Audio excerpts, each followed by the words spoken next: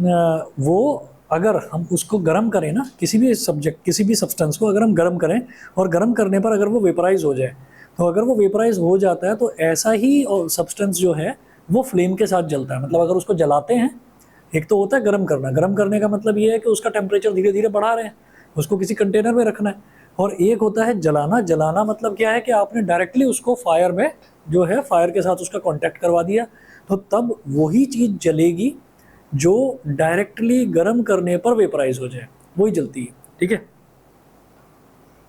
आ गया? ठीक है, इसको कुछ पता है नहीं, अगर उधर होता है तो उधर आता है, आज देखो यहाँ आया है। सही है। हाँ, ये होगा कुछ पुराने जमाने का भाई भाई होगा तुम्हारा कुछ। अच्छा जी, अब उसके बाद देखो और विदाउट अ फ्लेम, तो विदाउट अ फ्लेम वाले वो सब्सटेंसेस होते हैं जो जब मतलब जिनको अगर हम डायरेक्टली गर्म करने की कोशिश करें तो वो वेपराइज नहीं होते, जैसे कि कोल है, तो कोल कभी भी फ्लेम के साथ नहीं जलता। इसके अलावा हमने ये देखा है कि अगर कभी भी sufficient amount of oxygen present होती है तो ब्लू कलर का फ्लेम निकलता है, और अगर इनसफिशिएंट सप्लाई ऑफ ऑक्सीजन होता है तो येलो कलर का फ्लेम निकलता है विद अ ब्लैक कलर सूटी स्मोक। ठीक है ना, सूटी स्मोक का मतलब क्या होता है, बहुत काली काला धुआं होता है ना वो। तो जब ऑक्सीजन की सप्लाई इनसफिशिएंट होती है ना, तब ऐसा धुआं निकलता है किसी भी सब्सटेंस के जलने पर। उसके बाद देखिएगा chemical properties of carbon compounds. जैसे उल्टी सीधी चीज़ें आती है दिमाग में, जैसे होलिका दहन होता है ना, होलिका दहन होता है, मान लो उस टाइम अगर ऑक्सीजन की सप्लाई कम हो जाए तो जितने भी बंदे चक्कर काट रहे सबके मुंह काले काले हो जाएंगे, उसमें से काला धुआं निकलेगा। चलिए जी, chemical properties of carbon compounds. ठीक, तो chemical properties of carbon compounds में पहला देखेंगे कंबस्शन और बर्निंग। तो केमिकल प्रॉपर्टीज में पहला है कंबस्शन।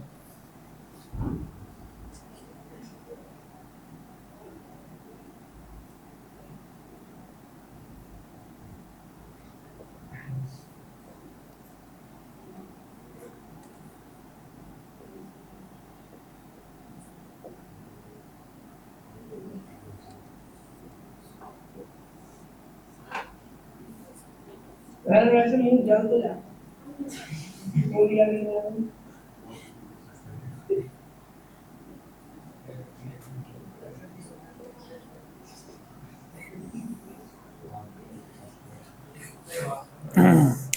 देख रहे हो रिएक्शन टाइम कितना लेट हो गया है इसका। बड़ी देर में आवाज़ पहुंच रही है, मल्टीटास्किंग में लगा हुआ है ये बस। बात तो सही है, इसका मतलब देख लिया है। The process of burning of a, हाँ मैं उसमें ये लिखना भूल गया, मतलब उसमें मैं ये बताना भूल गया कि जैसे कुछ बच्चे पढ़ते हैं, पढ़ने के साथ साथ बैग होता है, बैग को खोल कर बैठ जाते हैं, एक हाथ बैग के अंदर डाल लिया, तो इसका मतलब ये भी तो एक तरह से मल्टीटास्किंग ही हो गई। एक हाथ तो कुछ और काम कर रहा है और एक हाथ जो है वो नहीं, मतलब कुछ तो था, तुम कुछ ढूंढते भी रहते थे उसके अंदर। नहीं वैसे तुम कल तो कुछ ढूंढ भी रहे थे उसके अंदर, पता नहीं क्या पैसे ढूंढ रहे थे, क्यों? मतलब ऐसे ढूंढने से मिल जाते हैं पैसे उसके अंदर? अच्छा, मुझे तो एक ही पॉकेट दिखाई दी थी। चलो चलो ठीक है। Most of the carbon compounds burn in air to produce a lot of heat. तो ज़्यादातर कार्बन कंपाउंड्स जब जलते हैं तो बहुत ज़्यादा हीट प्रोड्यूस करते हैं। उसके बाद example, alkanes burn in air to produce a lot of heat due to which alkanes are excellent fuels. तो दो तरीके के फ्यूल्स हैं, जैसे सीएनजी होती है ना, तो सीएनजी मीथेन होती है, मीथेन गैस होती है सीएनजी।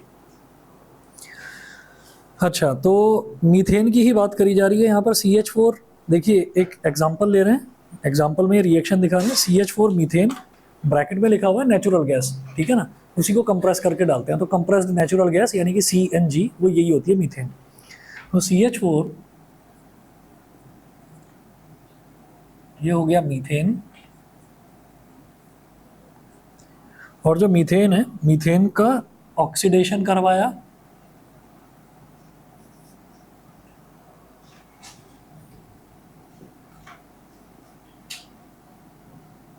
कंबशन हुआ, तो CO2 यानी कि कार्बन डाइऑक्साइड प्रोड्यूस हुई और H2O प्रोड्यूस हुई, मतलब पानी प्रोड्यूस हुआ। और हीट जब इवॉल्व होती है, हीट की वजह से गाड़ी चलती है, स्टीम जनरेट होता है, तो स्टीम उसके पिस्टन्स को मूव करता है, पिस्टन्स एक्सेल से कनेक्टेड होते हैं, एक्सेल व्हील से कनेक्टेड होता है, तो वो चलने लगता है। और लाइट भी जनरेट, नहीं, ऑक्सीजन के बिना तो फ्लेम प्रोड्यूस ही नहीं होती ना। ऑक्सीजन की सप्लाई अगर बिल्कुल हमने बंद कर दी ना, तो कोई भी चीज़ जलना ही बंद कर देगी, वो जलती ही ऑक्सीजन की वजह से, ठीक है। उसके बाद अब आप ये देखिएगा, इसको जरा बैलेंस करेंगे, तो इधर तो 2 आ जाएगा और इधर 2H2O आ जाएगा। तो H2O जो है, H2O भी प्रोड्यूस होता है, ठीक है। अब हम एक CNG व्हीकल की बात करें, तो CNG व्हीकल में जो सिलेंडर होता है, सिलेंडर के अंदर ये वाली गैस भरी रहती है, मीथेन, ठीक है। अब अगर CNG की गाड़ी, आजकल CNG की एक बाइक भी आने लगी है, पता है, एक बाइक भी आई है CNG की नई, हाँ, अभी मैंने सड़क पर देखी नहीं, पर ऐड देखा था उसका। तो CH4 मीथेन है, मतलब पता नहीं कुछ बनाया है उन्होंने कि वो पेट्रोल टैंक की जगह CNG भरी जाएगी।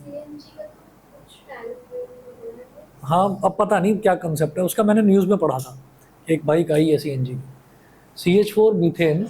तो अब क्या होगा, अब इसको एनवायरनमेंट फ्रेंडली इस वजह से बोला जाता है कि क्या क्या चीज़ें प्रोड्यूस हो रही हैं। एक तो कार्बन डाइऑक्साइड प्रोड्यूस हो रही है, कार्बन डाइऑक्साइड तो हम इंसान सांस लेते हैं तो भी कार्बन डाइऑक्साइड प्रोड्यूस होती है, तो उससे पॉल्यूशन थोड़ी होता है, ठीक है। वो तो वैसे भी जो कार्बन डाइऑक्साइड है उसको प्लांट्स एब्जॉर्ब कर लेते हैं। उसके अलावा H2O प्रोड्यूस हो रहा है। H2O हमें तो कहीं ऐसा दिखाई नहीं दिया कि गाड़ी चल रही हो, पानी बिखेरती जा रही हो, पानी निकल रहा हो, धुआं तो फिर भी दिखाई दे जाता है।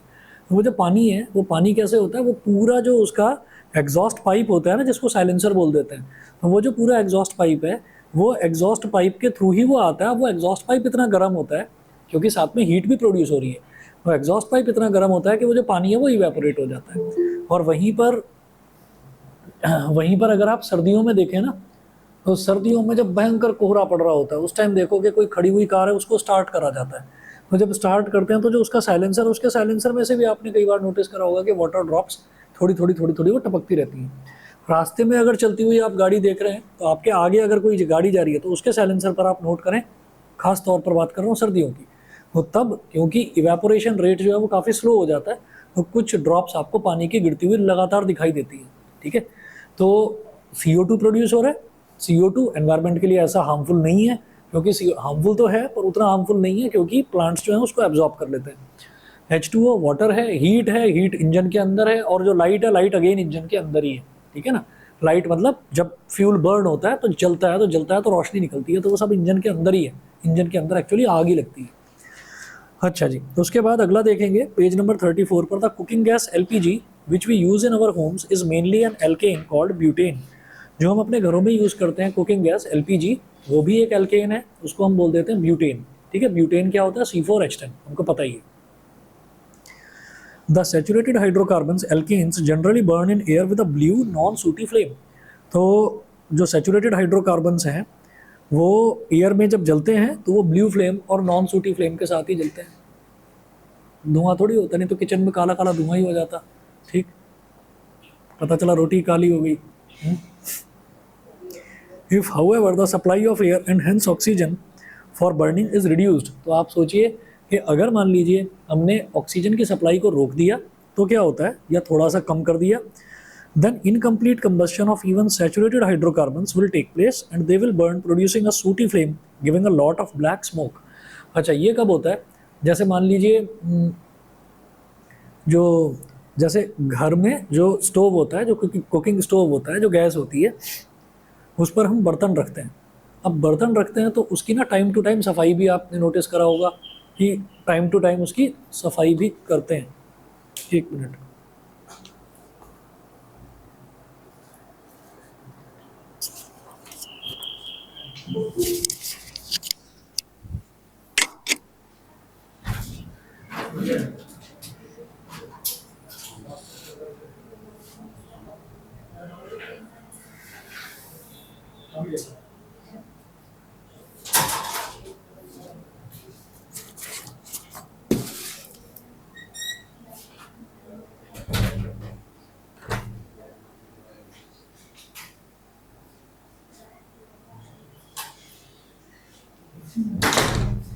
बैठ गया बहुत देर से बैठा ही हुआ है।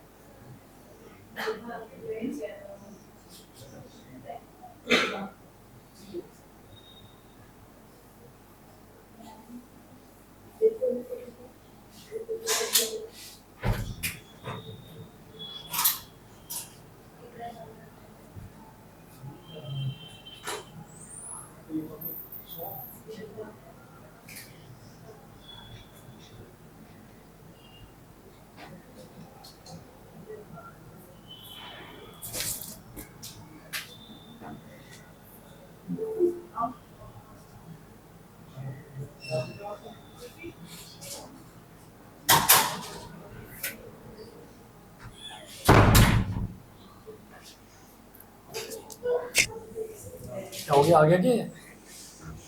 अच्छा वो लेकर चले जाएगा उसको बॉक्स में।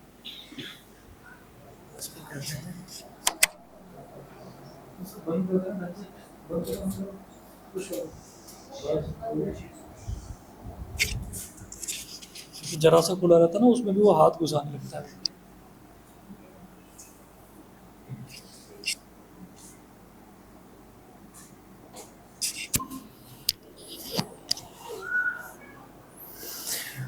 अच्छा जी, तो अब हवा, तो जैसे मान लीजिए घरों में जब जैसे खाना बनता है ना, तो जो मतलब जो ये गैस स्टोव होता है, तो गैस स्टोव पर आपने देखा होगा छोटे छोटे होल्स होते हैं, ठीक है। अब अगर गैस स्टोव को नीचे से देखें तो नीचे जो है, अगर कभी देखा हो गैस स्टोव को ऐसे पलटकर, कभी साफ सफाई करी हो मम्मी ने या काम वाली ने, काम वाली तो जनरली करती नहीं हो तो और सड़ा कर चली जाती हैं, पर मतलब कुल मिलाकर अगर उसको और देखते हैं ऐसे पलटकर, तो उसके पीछे ना गोल सेक्शन बना हुआ होता है। तो वो देखने में ऐसा लगेगा कि जैसे गोल गड्ढा सा बना हुआ है, सर्कुलर गड्ढा सा बना हुआ है, ऐसा लगता है। होता क्या है कि वो डक्ट होता है जिसके अंदर ऑक्सीजन स्टोर रहती है, ताकि ऑक्सीजन प्रॉपरली आती रहे आती रहे आती रहे। नहीं तो क्या है कि आप रोटी बना रहे हैं, ठीक है, या कोई भी चीज़ है, बैंगन बना रहे हैं, मतलब कोई भी चीज़ है जिसको डायरेक्टली फ्लेम के साथ में कांटेक्ट में लाते हैं, भुट्टा भून रहे हैं, तो क्या होगा कि उधर से काला धुआं आएगा, वो सब कुछ कालिक उस पर लग जाएगी और फिर वो खाने में जाएगी मुंह के साथ अंदर। तो इसलिए क्या होता है कि ऑक्सीजन की स्टोरेज के लिए वहाँ नीचे जगह बनाई जाती है, डक्ट होता है प्रॉपर। अच्छा, वो डक्ट बंद हो जाता है, कब बंद होता है? जब स्टोव की सफाई नहीं करी जाती, जब उसके ऊपर अगर कुछ खाना बनाया तो कुछ चिकनाई गिर गई है ना, या पानी गिर गया, मतलब किसी भी तरीके से अगर वो होल्स बंद हो गए ना, तो इस चीज़ को आप खुद करके भी देख सकते हो कि थोड़ा सा साइड से 2-4 बूंदे पानी डाल दिया उसके ऊपर, जो स्टोव है जहाँ से फ्लेम निकलती है, फिर उसके बाद उसको लाइटर से जलाना, तो साइड से नहीं जलेगा, लेकिन वो टेढ़ी मेढ़ी सी फ्लेम जलती है, और वो ना येलोइशनेस उसमें ज़्यादा होती है, ब्लू पर कलर कम होता है। तो उसका एक तरीका है, उसको ऊपर से उसको हटाओ, उसको साफ़ कर दो, सुखा दो, सूखे कपड़े से साफ़ कर दो, फिर देखो, फिर ब्लू कलर की फ्लेम निकलेगी। और दूसरी इसकी पहचान ये है कि जब भी कभी कुछ ऐसा होता है कि ऑक्सीजन की सप्लाई इनसफिशिएंट होती है, कि ऊपर तो होल्स पूरे खुले हुए हैं, लेकिन उसके बावजूद भी हम ये देख रहे हैं कि हमने चाय बनाई या हमने दूध गर्म कराया, कोई भी खाना वाना हमने कुछ भी बनाया, तो जो बर्तन है वो नीचे से काला होने लगा।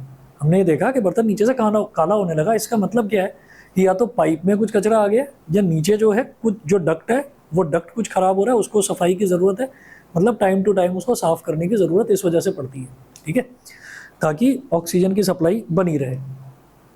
अच्छा, उसके बाद देखिएगा, the gas stove and kerosene stove used in our homes have tiny holes or inlets for air, so that sufficient oxygen of air is available for the complete burning of fuel to produce smokeless blue flame। तो smokeless blue flame मिले, इस वजह से वो छोटे छोटे holes उसमें होते हैं। If the bottom of the cooking utensils in our homes are getting blackened, it shows that the air holes of the gas stove or kerosene stove are getting blocked and the fuel is not burning completely। तो fuel जो है वो पूरी तरह से वो burn नहीं हो पा रहा है। अब इसके बाद आ जाते हैं अनसैचुरेटेड हाइड्रोकार्बन्स पर।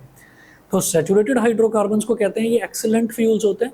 जब ये जलते हैं तो ये ब्लू कलर की फ्लेम देते हैं, और ब्लू कलर की फ्लेम देते हैं तो वो खाना बनाने के लिए परफेक्ट होते हैं, ठीक है, क्योंकि कोई भी नहीं चाहेगा कि हम धुएं में बैठकर खाना पकाएं, ठीक। अच्छा, तो इसलिए उनको अच्छा फ्यूल माना जाता है। फिर बात करते हैं अनसैचुरेटेड हाइड्रोकार्बन्स की। The unsaturated hydrocarbons like alkenes and alkynes burn in air with a yellow सूटी फ्लेम प्रोड्यूसिंग ब्लैक स्मोक। तो वो जब जलते हैं तो वो येलो कलर की फ्लेम प्रोड्यूस करते हैं, और येलो कलर की फ्लेम के साथ में ब्लैक कलर का काफ़ी धुआं भी प्रोड्यूस होता है, ठीक है। अच्छा जी, तो इसलिए ये जो हैं एल्कीन्स और एल्काइन्स, ये बेकार के फ्यूल्स होते हैं, इनको कोई यूज़ नहीं करता, ठीक। ठीक, आगे चलते हैं। Substitution reactions. सब्स्टिट्यूशन रिएक्शन क्या है? The reaction in which one or more hydrogen atoms of a hydrocarbon are replaced by some other atoms like chlorine is called a substitution reaction. तो सब्स्टिट्यूशन रिएक्शन आप देखिएगा कि इसमें क्या है कि जैसे हमने वहाँ पर देखा था, जो शुरुआत में हमने चैप्टर नंबर 1 में करा था केमिस्ट्री में, तो उसमें हमने देखा था सब्स्टिट्यूशन रिएक्शन में क्या होता है, एक ज़्यादा रिएक्टिव मेटल एक कम रिएक्टिव मेटल को डिस्प्लेस कर देता है, ठीक है ना। और डिस्प्लेस कर देता है तो वहाँ पर वो हम ये कहते हैं कि एक चीज़ हटी और दूसरी चीज़ वहाँ पर आ गई, यानी कि सब्स्टिट्यूशन हो गया एक तरह से। नाम हमने क्या दिया था? डिस्प्लेसमेंट रिएक्शन का। यहाँ सब्स्टिट्यूशन की बात कर रहे हैं, तो इसमें क्या होगा, इसमें मेटल नॉन मेटल वाला कॉन्सेप्ट नहीं है। यहाँ पर क्या है, एक हाइड्रोजन हट जाएगा और हाइड्रोजन के हटने के साथ में कोई दूसरा आयन उसमें जुड़ जाएगा, फॉर एग्जाम्पल क्लोरीन, ठीक है। तो एग्जाम्पल क्लोरीन का दे रखा है। तो यहाँ पर देखें जैसे CH4 है, तो CH4 में हमने Cl2 को ऐड करा,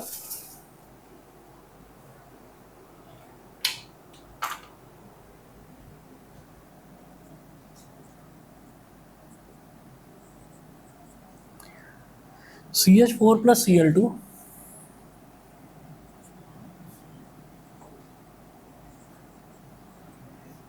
और सनलाइट की प्रेजेंस में क्या होता है कि एक हाइड्रोजन हट जाएगा और एक क्लोरीन जुड़ जाएगा, तो ये बन गया CH3Cl।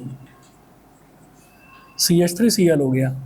फिर यहाँ से क्या हुआ, यहाँ से एक हाइड्रोजन निकल गया, यहाँ पर एक क्लोरीन उसके साथ चला गया था, एक क्लोरीन बचा, दोनों जुड़ जाते हैं तो क्या बन जाएगा? HCl बन जाएगा, hydrogen chloride HCl, hydrogen chloride यानी कि हाइड्रोक्लोरिक एसिड, ये बन गया।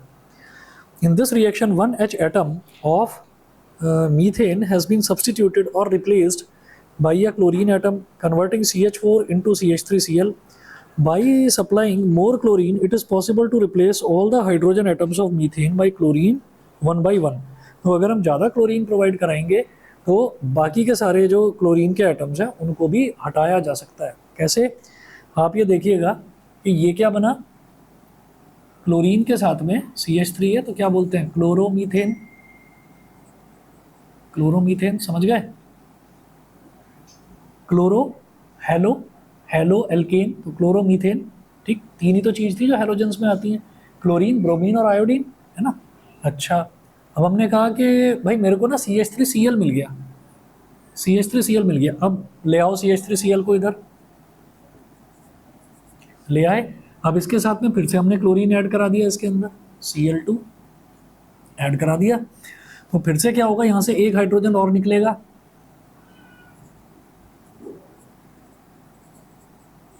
एक हाइड्रोजन और निकला तो ये क्या रह गया? CH2 और एक क्लोरीन जुड़ जाएगा, CH2Cl2 plus HCl।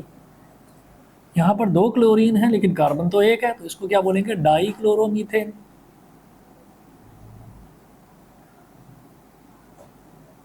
Dichloromethane, CH2Cl2 लिया और फिर एक और क्लोरीन जोड़ दिया,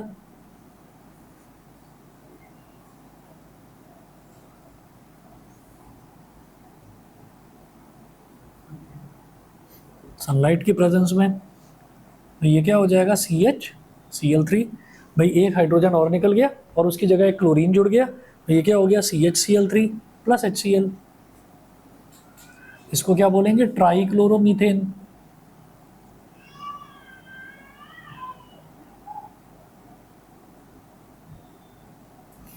ट्राइक्लोरोमीथेन। उसके बाद है,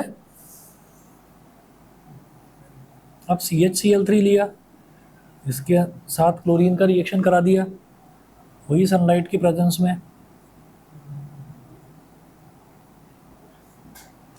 तो ये क्या बन जाएगा? C, एक हाइड्रोजन और निकल गया तो और एक क्लोरीन जुड़ गया, तो CCl4 प्लस HCl। तो इसको क्या बोलेंगे? टेट्राक्लोरोमीथेन।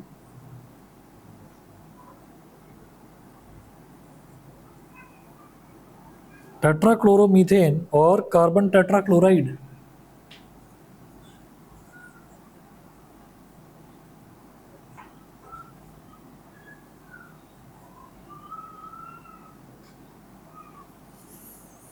सही है, ठीक।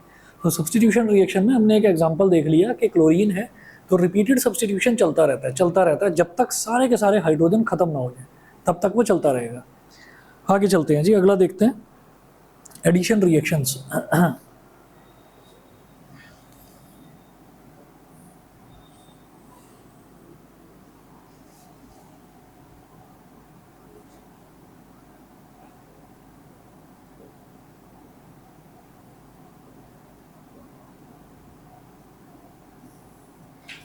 एडिशन रिएक्शंस,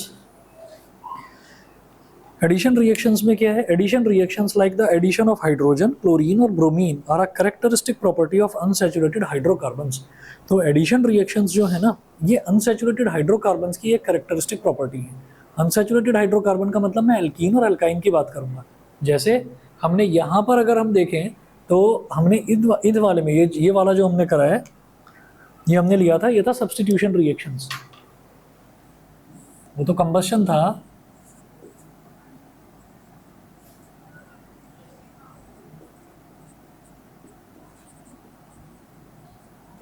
तो सब्स्टिट्यूशन रिएक्शंस। तो यहाँ पर हमने देखा था कि सब्स्टिट्यूशन रिएक्शन किस में होगा?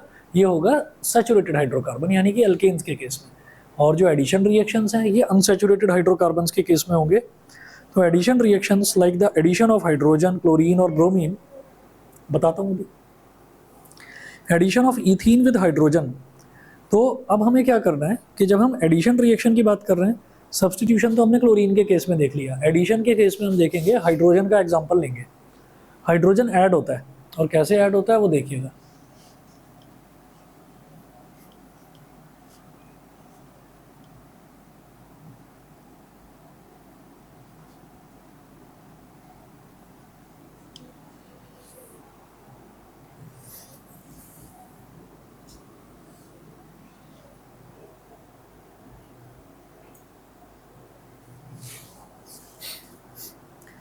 तो एडिशन रिएक्शंस में पहला देखेंगे addition of ethene with hydrogen.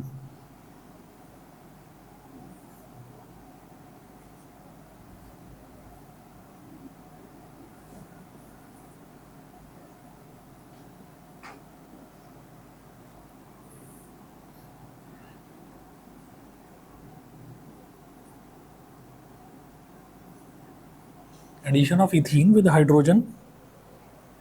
Ethene क्या है? CH2 डबल बॉन्ड CH2,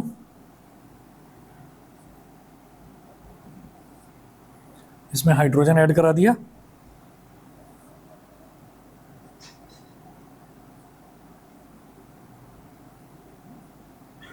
निकल कैटलिस्ट प्लस साथ में ट्रायंगल का मतलब है कि इसको टेस्ट ट्यूब को आपको थोड़ा गर्म भी करना पड़ेगा, हीट भी करना पड़ेगा।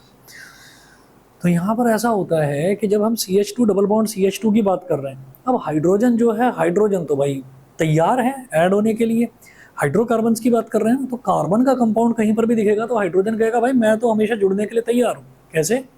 आप ये देखिए CH2 डबल बॉन्ड CH2 है, ठीक, तो ये क्या हो जाएगा?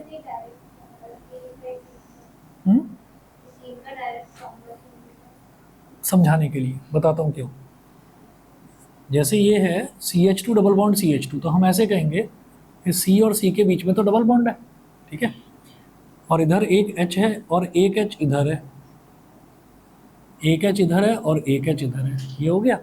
अब ये जो दो हाइड्रोजन है ना, तो हाइड्रोजन में तो कंपटीशन लगा हुआ है कि भाई मैं जुड़ूंगा, तो हाइड्रोजन तो सिंगल मतलब मोनो एटॉमिक स्टेट में एग्जिस्ट करता नहीं, डाई एटॉमिक स्टेट में एग्जिस्ट करता है। तो हाइड्रोजन के दो एटम है, दोनों ही एटम आ जाएंगे, एक तो यहाँ जुड़ जाएगा, एक यहाँ जुड़ जाएगा, फिर कार्बन कहेगा ठीक है भाई मैं तेरे से डबल बॉन्ड क्यों बनाऊँ, सिंगल ही बना लेता हूँ, ठीक है ना। तो इसका जो डबल बॉन्ड है वो डबल बॉन्ड टूट जाता है, और क्या है कि हाइड्रोजन आके, hydrogen is responsible for that, hydrogen यहाँ पर आकर एक सिंगल बॉन्ड इसके साथ बनाता है, एक सिंगल बॉन्ड इसके साथ बनाता है, और ये जो अनसैचुरेटेड हाइड्रोकार्बन था ये सैचुरेटेड में कन्वर्ट हो जाता है, ठीक है। तो इस वजह से आगे लिखा है CH3 सिंगल बॉन्ड CH3, क्या बन गया? इथेन।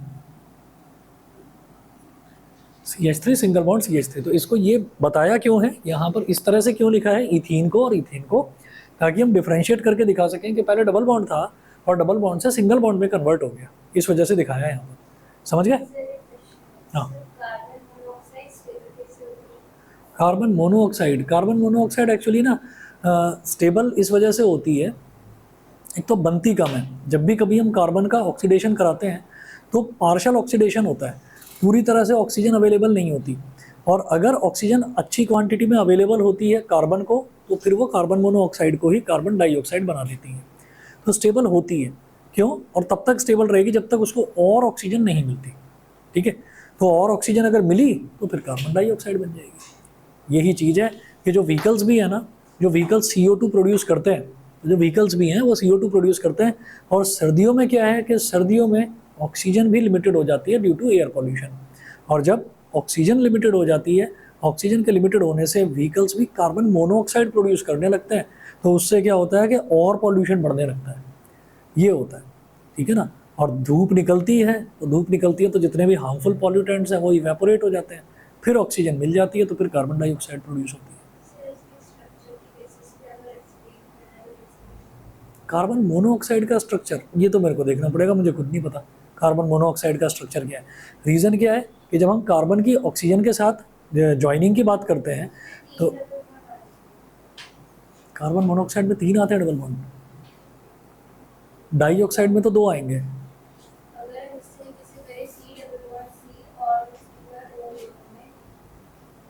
नहीं, और ज़बरदस्ती नहीं बनाते, ऐसे देखते हैं। CO2 की बात करते हैं ना, जैसे CO2 का तो आपको पता होगा ना कि भाई कार्बन है 1 2 3 4, आउटर मोस्ट शेल में 4 हैं। और जब हम ऑक्सीजन की बात करते हैं तो ऑक्सीजन के आउटर मोस्ट शेल में कितने होते हैं? 6। तो 1 2 3 4 5 6 ऐसे लिख दिया। और इसको भी इस तरीके से करते हैं कि 2 एटम इधर, 2 इलेक्ट्रॉन इधर, 2 इलेक्ट्रॉन इधर, ये ऑक्सीजन इधर आ जाता है।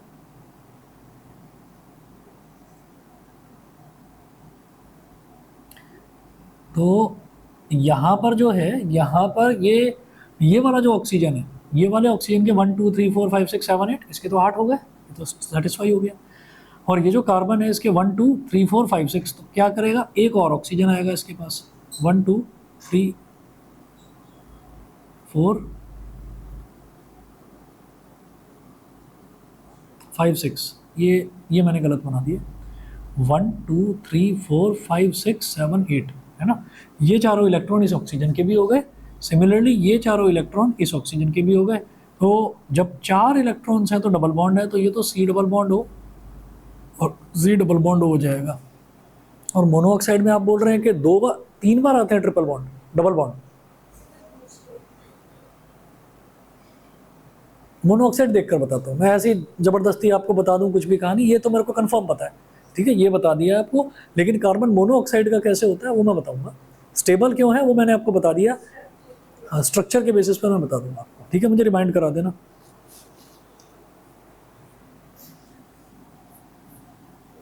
आगे चलते हैं।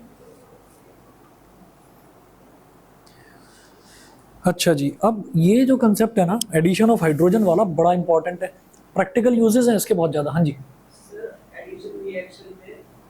निकल के अलावा और कोई कैटलिस्ट नहीं, निकल ही कैटलिस्ट काम करेगा। हाँ, ये क्या करेगा? रिएक्शन को बस फास्ट करा देगा, ठीक है ना। तो कैटलिस्ट का काम बस यही होता है, रिएक्शन को फास्ट करा देना। मतलब रिएक्शन तो ये करने ही वाले थे आपस में, निकल से क्या हो गया, ये रिएक्शन थोड़ा सा फास्ट हो गया बस। The addition of hydrogen to an unsaturated hydrocarbon to obtain a saturated hydrocarbon is called hydrogenation, ठीक है। तो जब हम अनसैचुरेटेड हाइड्रोकार्बन में, भाई डबल बॉन्ड अगर आ रहा है तो क्या है? अनसैचुरेटेड हाइड्रोकार्बन है, एल्कीन है, उसमें जब हम हाइड्रोजन जोड़ देते हैं तो वो सैचुरेटेड हाइड्रोकार्बन बन जाता है। तो इस वाले प्रोसेस को हम हाइड्रोजिनेशन बोलते हैं। अच्छा, the process of hydrogenation has an important industrial application. It is used to prepare vegetable ghee और vanaspati ghee from vegetable oils. तो वेजिटेबल ऑयल्स जो हैं, वेजिटेबल ऑयल से अगर वेजिटेबल घी बनाना है, फॉर एग्जांपल अगर हमारे पास कोई मस्टर्ड ऑयल है, कास्टर ऑयल है, सोयाबीन ऑयल है, सनफ्लावर ऑयल है, और उसको हमें घी बनाना है, शायद मैंने पहले भी कभी डिस्कस करा था। तो घी बनाने के लिए क्या किया जाता है, एक बड़ा सा कंटेनर ले लेते हैं, उस कंटेनर के अंदर सरसों का तेल भरा हुआ है। अब हम इंडियंस हैं, पर्टिकुलरली नॉर्थ इंडियंस हैं, तो हमारे यहाँ पर मस्टर्ड ऑयल सबसे ज़्यादा चलता है, भाई सबसे ज़्यादा पैदावार होती है उसकी, तो सबसे ज़्यादा मस्टर्ड ऑयल ही यूज़ किया जाता है, ठीक है। अभी वो जो मस्टर्ड ऑयल है, उस मस्टर्ड ऑयल को हम विदेश में कहीं एक्सपोर्ट करना चाह रहे हैं। अब जब एक्सपोर्ट करना चाह रहे हैं तो भाई एक्सपोर्ट के तो अलग अलग नियम हैं, अलग अलग रूल्स हैं, कि सॉलिड्स को आप एक्सपोर्ट कर सकते हैं, लिक्विड्स पर ड्यूटी ज़्यादा है। रीज़न क्या है कि यहाँ पर अगर कहीं सड़क पर ऑयल गिर जाए ना, यहाँ कोई दिक्कत नहीं है, पड़ा रहे, कोई बात नहीं, 2-4 व्हीकल्स आकर फिसल जाएं, मर जाएं, कोई बात नहीं, कोई दिक्कत ही नहीं है। यूरोप में बड़े नियम कायदे बड़े तगड़े हैं, ठीक है, वहाँ पर बड़ा नियम का ध्यान रखा जाता है। तो यहाँ पर तो नाम के लिए यमुना नदी है। यमुना नदी देखी है क्या किसी ने? देखी? कब देखी थी? दिल्ली में देखी है। कब देखी है? अब तो है ही नहीं। देखी है।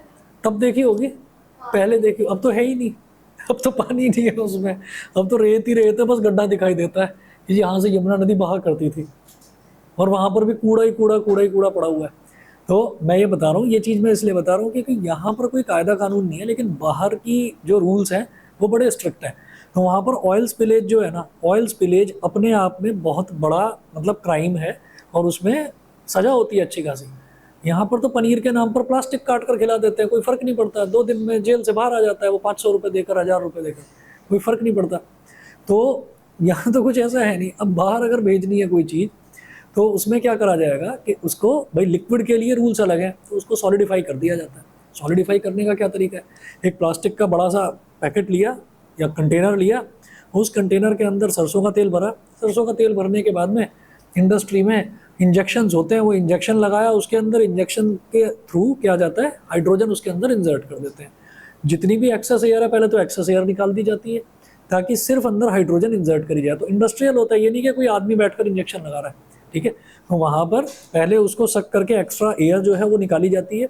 मान लीजिए कोई बॉटल है, उसमें हमने मस्टर्ड ऑयल भरा है, तो जो ऊपर का एरिया जो खाली है वहाँ तो एयर है ना, तो पहले उस एयर को निकाला जाता है। एयर को निकालने के बाद उसमें सिर्फ हाइड्रोजन गैस भरी जाती है। हाइड्रोजन की खास चीज़ ये है कि वो जितने भी ऑर्गेनिक ऑयल्स हैं ना, ऑर्गेनिक ऑयल्स जितने भी हैं, ऑयल सारे ऑर्गेनिक ही, ठीक है ना, पेट्रोल को छोड़ दो, नहीं पेट्रोल भी ऑर्गेनिक ही है। तो उसमें जब हाइड्रोजन डाल देते हैं, तो हाइड्रोजन डालने से वो क्या होता है, सॉलिडिफाई हो जाता है, ठीक है, और उसी को हम बोल देते हैं कि वनस्पति घी बन गया, ठीक है।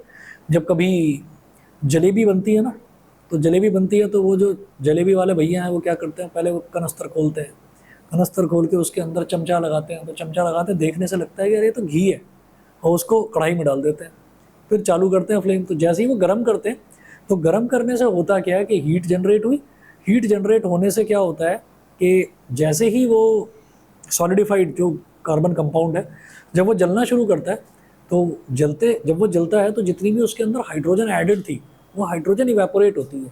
हाइड्रोजन जैसे ही गायब होती है तो वो अपने ओरिजिनल फॉर्म में आ जाता है। मतलब फिर उसमें जो शुरुआत में घी जैसा लग रहा था, फिर तो सरसों के तेल की स्मेल आने लगती है, ठीक है। तो इसी को बोलते हैं वनस्पति घी, मतलब वेजिटेबल ऑयल से वेजिटेबल घी बना देना, ठीक है। तो जितनी भी एक्सपोर्ट्स होते हैं इसके वेजिटेबल ऑयल्स के, वो एक्सपोर्ट्स जो हैं वो इसी तरह से करे जाते हैं। फिर लोकली इंडिया में भी, क्योंकि हाइड्रोजन सस्ता है, कोई बहुत ज़्यादा महंगा नहीं है, तो इस वजह से लोकली इंडिया में भी यही करने लगे कि भाई लिक्विड है, लिक्विड को कैरी करने में काफ़ी प्रॉब्लम होती है। कहीं कोई सिलेंडर में, वो सिलेंडर कह रहा हूँ सॉरी, किसी कैनिस्टर में हल्का सा कहीं लीकेज हो गया, तो पता चला कि पूरा का पूरा लॉट ही ख़राब हो गया, सब में ऑयल ऑयल ऑयल ऑयल, वो गंदा हो गया, वो बेचारा ट्रक लेकर जा रहा है, उसका ट्रक ही पूरा ख़राब हो गया। तो इस वजह से उसको ट्रांसपोर्ट करने के लिए करा जाता है ये काम। नुकसान कुछ है नहीं, क्योंकि हाइड्रोजन हार्मफुल नहीं है बॉडी के लिए। तो वेजिटेबल ऑयल में ये दिखाया जा रहा है कि अनसैचुरेटेड फैट है जो कि लिक्विड स्टेट में है। तो ये इस तरह से है, C double bond C, R R R और R, R समझ गए ना कि एल्काइल ग्रुप, एल्काइल ग्रुप को R बोल देते हैं। अब इसमें हमने हाइड्रोजन ऐड करा दिया,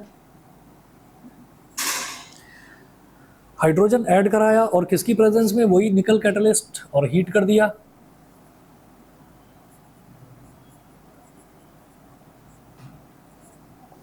वो क्या होता है, वो सैचुरेट कर देता है उसको। सैचुरेटेड का मतलब ही ये है कि एक चीज़ जो स्टेबल हो गई है, तो solid is the most stable thing, solid कभी भी अनस्टेबल नहीं होता। तो इसलिए इसका सिंगल बॉन्ड टूट जाता है, वो सॉरी डबल बॉन्ड टूट जाता है और सिंगल में कन्वर्ट हो जाता है। ये कैसे, एक एक H एक्स्ट्रा आ जाएगा बस। C, single bond C, R और R तो था ही, R R, एक H आ गया यहाँ, इधर भी एक R तो था ही, दूसरा R ये रहा, और एक H आ गया। बस यहाँ पर आप लिख देंगे वेजिटेबल ऑयल, वेजिटेबल ऑयल लिखेंगे इधर लिक्विड स्टेट, लिक्विड स्टेट, और इधर लिखेंगे वेजिटेबल घी, सॉलिड स्टेट।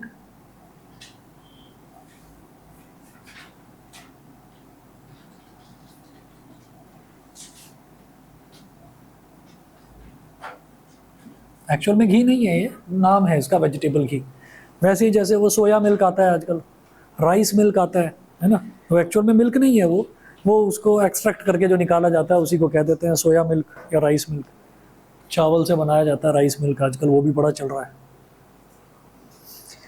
चलिए जी, पेज नंबर 36 पर देखिए, other substances such as chlorine and bromine also give addition reactions with unsaturated compounds like alkenes and alkynes. For this purpose, bromine is used in the form of bromine water. A solution of bromine in water is called bromine water. अगर bromine को पानी में घोल दिया जाए तो उसको हम ब्रोमीन वाटर बोलते हैं। Bromine water has a red brown colour due to the presence of bromine in it. तो ब्रोमीन का कलर हमेशा रेड ब्राउन का होता है। ये इंपॉर्टेंट है क्योंकि कई बार लिखा हुआ रहता है कि कोई रेड ब्राउन कंपाउंड है, तो आपको समझ जा रहा है कि ब्रोमीन की बात हो रही है। If an organic compound decolorizes bromine water, then it will be an unsaturated compound containing a double or a triple bond. तो अगर कोई ऑर्गेनिक कंपाउंड है, इट डीकलराइजेस ब्रोमीन वाटर, वो ब्रोमीन वाटर का अगर कलर रिमूव कर दे, रेडिश ब्राउन कलर का था, ठीक है, तो अगर वो रेडिश ब्राउन कलर खत्म हो जाए और वो कन्वर्ट हो जाए, एक मिनट, और वो कलरलेस बन जाए। डीकलराइज का मतलब ये है कि कलर जो भी था वो खत्म कर दिया, यानी कि वो कलरलेस हो गया, तो तब हम ये कहते हैं कि then it will be an unsaturated compound containing a double or triple bond. ठीक, तो ये याद रखिएगा, ये एक क्वेश्चन ये बनता है कि अगर ब्रोमीन वाटर को किसी ने डीकलराइज करा है तो वो एल्कीन होगा, एल्काइन होगा या एल्केन होगा। हम ये कहेंगे वो एल्कीन या एल्काइन हो सकता है, अनसैचुरेटेड कंपाउंड होगा तभी वो डीकलराइज उसको करता है, प्रॉपर्टी है उसकी। ठीक, आगे चलते हैं। All the unsaturated compounds, alkenes and alkynes, decolorize bromine water, but saturated compounds do not decolorize bromine water. पानी बचा हुआ है क्या? खत्म, कोई बात नहीं।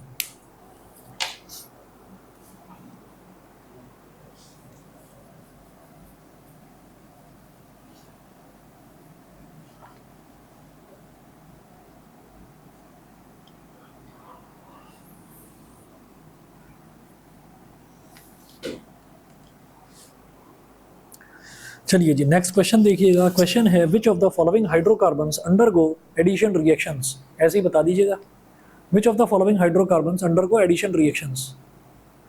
एडिशन रिएक्शन किस में होता है? एल्कीन या एल्काइंस में। ठीक है, तो अनसैचुरेटेड वाला ढूंढ लो, एल्कीन और एल्काइन। जैसे पहला है C2H6, इसको तो काट दो, ये तो नहीं होगा क्योंकि ये तो मीथेन है, ईथेन है। ठीक है, अगला है C3H8, ये भी नहीं। एक तो C3H6 है, एक C2H2 है, बस ये दो ही हैं। तो unsaturated hydrocarbons, alkenes and alkynes undergo addition reactions. Out of the given hydrocarbons, C3H6 is an alkene whereas C2H2 is an alkyne. So C3H6 and C2H2 will undergo addition reactions. ठीक है, चलिए जी, उसके बाद देखते हैं some important carbon compounds। तो कुछ carbon compounds important है, जैसे कि इथेनॉल है और इथेनोइक एसिड है, तो इनकी प्रॉपर्टीज़ हमको देखनी है। तो अभी अगर इथेनॉल की बात करें, अगर इथेनॉल की बात करें तो जरा डिस्कस करते हैं इसको। The formula of ethanol is, ethane में एक हाइड्रोजन हटा दो, C2H6 होता है ना इथेन, एक हाइड्रोजन हटा दिया तो क्या हो गया C2H5, और वो हाइड्रोजन हटाकर आपने OH लगा दिया तो C2H5OH। The formula of ethanol is C2H5OH which can also be written as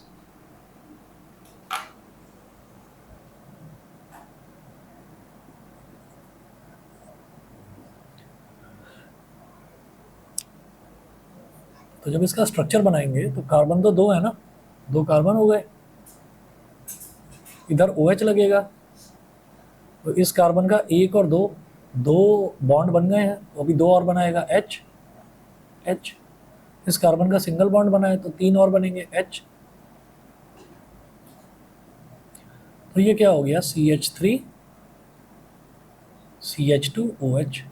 और C2H5OH बोलो या CH3CH2OH बोलो। The common name of ethanol is ethyl alcohol. तो इथेनॉल का कॉमन नेम जो है वो इथाइल अल्कोहल होता है। फिर देखेंगे physical properties of ethanol. Physical properties कैसा दिखाई देता है, तो it is a colourless liquid having a pleasant smell and a burning taste. ठीक है, तो कलरलेस लिक्विड है जिसकी प्लेजेंट स्मेल है और बर्निंग टेस्ट है। प्लेजेंट तो स्मेल कहीं से नहीं होती, खैर दूर से बदबू आती है। ठीक है, चलिए आगे चलते हैं। सेकेंड है, it is a volatile liquid having a low boiling point of 78 degree Celsius. तो वॉलेटाइल लिक्विड है, वॉलेटाइल लिक्विड का मतलब क्या है कि इसका जो बॉइलिंग पॉइंट है वो 78 डिग्री सेल्सियस होता है। जैसे वाटर है ना, तो वाटर का तो 100 डिग्री सेल्सियस होता है, इसका 78 होता है। आगे चलेंगे, it is lighter than water. It is lighter than water, ये एक्सपेरिमेंट करके देखा जा सकता है। अगर हमारे पास इथेनॉल है, हम उसको पानी में मिक्स करते हैं तो पानी जो है ना, पानी तो नीचे चला जाता है और वो ऊपर आ जाता है। इथेनॉल ऊपर की तरफ फ्लोट करने लगता है। तो इससे ये पता चल जाता है कि it is lighter than water. जो चीज़ लाइट होगी वही तो ऊपर आएगी।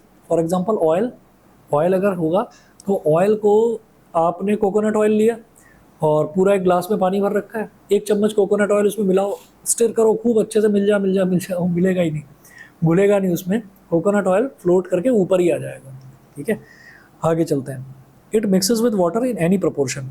तो इथेनॉल जो है वो पानी के साथ किसी भी प्रोपोर्शन में मिल जाता है, कम मिलाइए ज़्यादा मिलाइए मिल जाता है। फिफ्थ है, ethanol containing 5% water is called rectified spirit. तो एक इथेनॉल में जिसमें 5% पानी होता है उसको रेक्टिफाइड स्पिरिट बोलते हैं।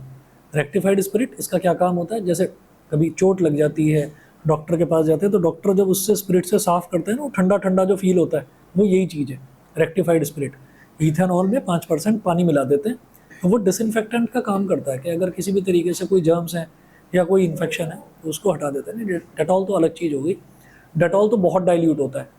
डेटॉल को अगर डायरेक्टली लगा लेते हैं, डायरेक्टली लगाना नहीं चाहिए, उसको भी पानी में मिक्स करके लगाते हैं, लिखा रहता है उस पर। डायरेक्टली लगा लेते हैं तो पहले तो चोट से ही बच्चा परेशान है, वो और कूदने लगता है कि जला दिया पूरी तरह से। ठीक है, तो ऐसे डॉक्टर के पास जाते हैं ना, तो डॉक्टर के पास भी थोड़ा सा वो हायर कंसनट्रेशन वाला ही होता है, क्योंकि 5% ही वाटर होता है, बाकी उसमें इथेनॉल ही होता है। तो वो इसलिए होता है कि किसी भी तरीके के अगर जर्म्स वगैरह हैं तो वो मर जाए। It does not contain any hydrogen ions so it is a neutral compound. Ethanol में हाइड्रोजन कंपाउंड्स नहीं होते, हाइड्रोजन आयंस नहीं होते सॉरी, इसलिए ये एक न्यूट्रल कंपाउंड होता है। और ethanol does not have any effect on litmus solution. तो हमें वैसे ही पता है लिटमस पर क्या इसका कोई इफेक्ट होगा, ये तो अल्कोहल है, कोई एसिड थोड़ी है, अल्कोहल है, तो लिटमस पर इसका कोई एक्शन नहीं होता। ठीक है, उसके बाद केमिकल प्रॉपर्टीज इथेनॉल की। केमिकल प्रॉपर्टी पहली, combustion. Ethanol burns readily in air to form carbon dioxide and water vapour and releasing a lot of heat and light. तो इथेनॉल जो है, इथेनॉल का अगर हम कंबशन करा दें तो कार्बन डाइऑक्साइड और वाटर ही प्रोड्यूस होता है, कार्बन डाइऑक्साइड और वाटर प्रोड्यूस होता है। तो जरा इसका रिएक्शन तो देख लो एक बार। C2H5OH है,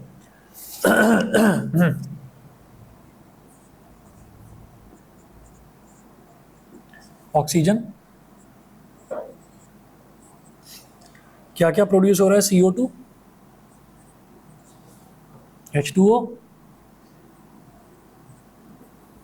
हीट और लाइट।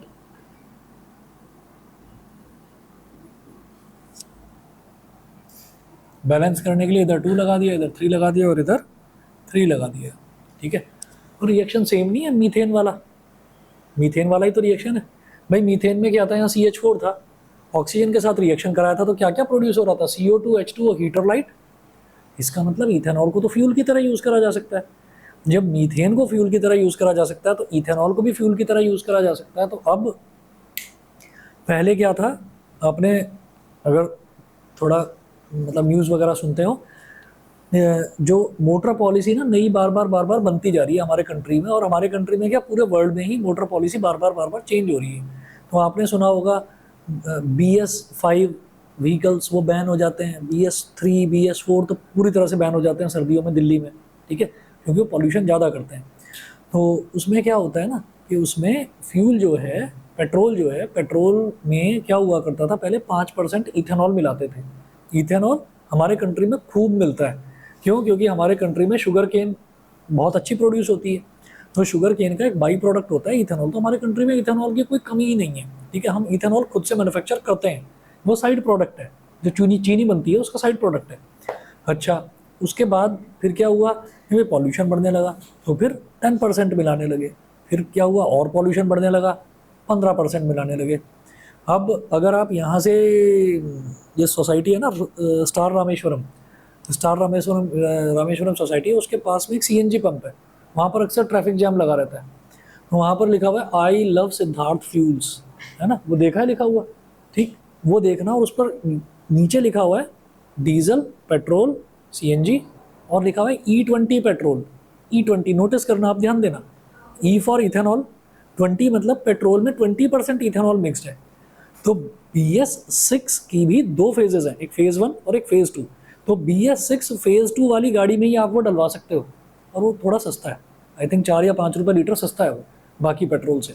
तो जिनके पास वो लेटेस्ट वाली गाड़ियाँ हैं जो BS6 फेज 2 वाली हैं, उनमें वो इथेनॉल 20% वाला डलवा सकते हैं।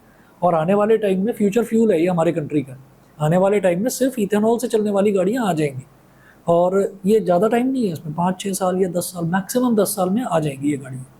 तो पेट्रोल पर डिपेंडेंसी हमारी थोड़ी कम हो जाएगी। और फिर ये एक अच्छा फ्यूल भी है कि पॉल्यूशन उतना नहीं करेगा।